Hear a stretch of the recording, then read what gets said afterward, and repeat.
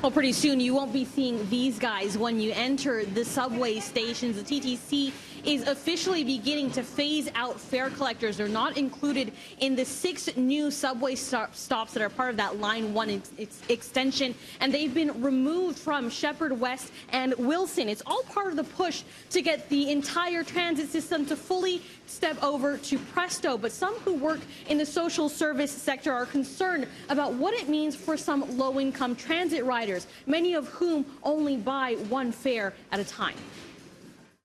We just want the TTC to be 100% accessible, not only by the way you get into the system, the way you get on buses, the way you get onto subways, but also by the cost barriers that are being faced by so many people. We want to see it accessible financially for everybody in this city. The $6 up front for a blank card, I just want people to think about, you know, if you're a parent with 2 or 3 teenagers, that can be $18, $24 just for the card without even still being able to get on a TTC. Something people don't realize is low income and working class people actually pay a lot more for transit because they can't afford that monthly upfront cost. $147 upfront at the same time of the month that they're paying their rent typically. So in the end, low income and working class people are paying on a daily or maybe by a weekly pass basis, and in the end they're actually paying a lot more for transit than higher income people are.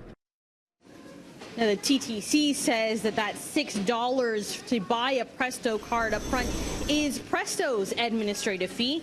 They say they are currently working on a low-income pass that could be ready as early as this spring. But Yvette Roberts, who's also part of the Fair Coalition, says one of the other big concerns is what the digital pay system will mean for drop-in centers who hand out tokens and tickets to their members. The TTC says that's part of the next phase of the Presto rollout they're currently working on. Last fall, put out a survey to our list of stakeholders that do bulk purchases and said, you know, this is what's happening. Can you give us some insight as to how we can assist you through this transition? And we're working closely with them to help them so that the transition is as smooth as possible for them. Those customers who might have been given tokens through social service agencies or that kind of experience, they will be replaced by a limited use paper Presto card. We will have those available in the middle of next year. Instead of mailing them tokens, they will get the new paper Presto card. So it would become a bulk purchase order for them, like they do today with the tokens.